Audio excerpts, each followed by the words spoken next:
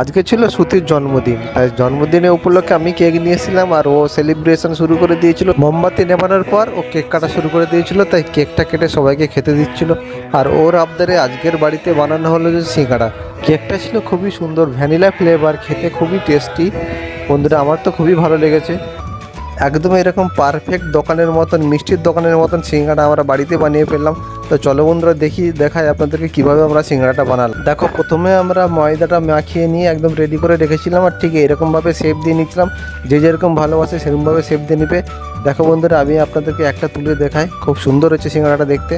আর গরম কড়াইতে একটা একটা করে এরকম ছেড়ে দেবো, ধোয়ার পর উল্টে পাল্টে ভেজে নেবো লাল লাল করে। একটা পিঠ হয়ে যাবে, আর একটা পিঠ দেবো, একটু সময় করে ভাজতে হবে, তবেই সিঙ্গাড়াটা ভিতরেরটা খুব ভালোভাবে রেডি হবে। ঠিক এরকম লাল করে ভেজে নিতে হবে। দেখো বন্ধুরা, সিঙ্গাড়া রেডি আমাদের। একটা সিঙ্গাড়া ভেঙে আপনাদেরকে দেখাচ্ছি, খুব সুন্দর হয়েছে। ভিডিওটা ভালো লাগলে চ্যানেলটিকে সাবস্ক্রাইব